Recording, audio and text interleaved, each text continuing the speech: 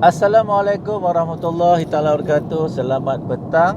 Saya di tengah-tengah lebuh raya plus daripada Rembau tadi, bengkel Excel Research kepada sekumpulan ramai juga penuh dewan, iaitu guru-guru KV di daerah guru-guru KV di Melaka dan Negeri Sembilan.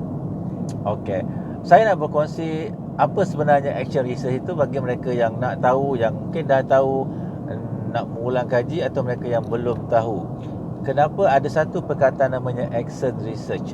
Okey, Excel Research ni dia terkeluar sikit daripada tradisi penyelidikan dalam pendidikan, khususnya untuk practitioner, untuk pengamal pendidikan.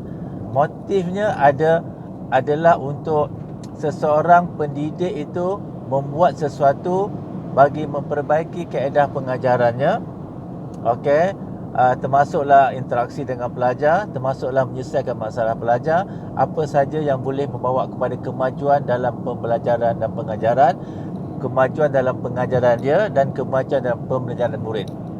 Okey, ada 4 elemen utama dalam kajian Excel Research. Kenapa dikatakan Excel Research? Kerana ada elemen action dalam research itu, iaitu perlakuan yang dilakukan. Okey, dia ada 4 elemen. Pertama, kita merancang untuk melakukan action research plan. Kita mesti merancang untuk melakukan action research dahulu. Okey, kita mula dengan plan. Okey, lepas tu kita buat observation, apakah elemen yang perlu kita lakukan kajian. Elemen itu mestilah elemen yang urgency, elemen yang seboleh-bolehnya melibatkan aktiviti seharian pengajaran guru, supaya tidak mendatangkan beban tugas yang tambahan. Dan mestilah seboleh-bolehnya tidak melibatkan pihak-pihak yang lain, mengganggu pihak-pihak yang lain. Setelah kita buat observation, tinjauan awal apa yang kita nak lakukan, barulah kita buat tindakan, ataupun digunakan perkataan intervention, iaitu satu perlakuan untuk melakukan sesuatu supaya memperolehi tindakan yang boleh menyelesaikan masalah yang telah kita lakukan pemerhatian tadi. Selepas kita dapat data, dengan melakukan tindakan tersebut, maka kita akan buat reflection. Okey, jadi selepas kita buat reflection, maybe ada lagi keperluan untuk kita lakukan untuk circle yang kedua. Okey, maybe ada isu lagi yang belum selesai, kita boleh lakukan rancang semula. Okey, buat pemerhatian semula, buat tindakan baru, kemudian kita buat reflection balik, dan perkara itu akan berputar lah. Okey, lebih kurang bergantung kepada keperluan kita kepada kes tersebut. Sebab itulah Excel Research ni bukan kajian yang sama seperti tradisi kajian-kajian dalam pendidikan yang lain, yang kita buat sekali saja dapat data dan kita buat generalization. Tidak, ya. Dia lah untuk keperluan sendiri. Sebab tu kadang-kadang dikata self-reflection. Dia reflect di dia sendiri. Okey, tujuannya lah untuk melatih guru supaya menjadi seorang penyelidik, okey, kepada tingkah lakunya sendiri, untuk kemajuan profesional dia dan juga untuk kemajuan murid. Jadi itu antara motif yang dilakukan kajian Excel Research. Okey, ya. Sebagai contoh, guru mendapati pelajar dalam separuh kelasnya, dalam 30 orang, 15 orang didapati fail, okey, dalam ujian 1 matematik. Rupanya maka dia pun merancang untuk buat kajian Excel Research. Setelah dia merancang untuk buat kajian Excel Research, maka dia membuat pemerhatian awal. Okey, apakah perkara yang perlu diberikan penekanan. Setelah dia buat pemerhatian awal, mungkin dia tanya, mungkin dia interview, okey, mungkin dia tanya guru lain, buat brainstorming. Dia dapati bahawa mereka ini tidak ada asas. Sebab itulah bila ujian 1 saja fail, sebab mereka tidak ada asas sebelumnya. Maka guru pun membuat objektif kajian supaya dilakukan suatu tindakan untuk membetulkan situasi ini. Okey, jadi apa yang guru buat kadang-kadang mudah saja. Contohnya buat kelas tambahan.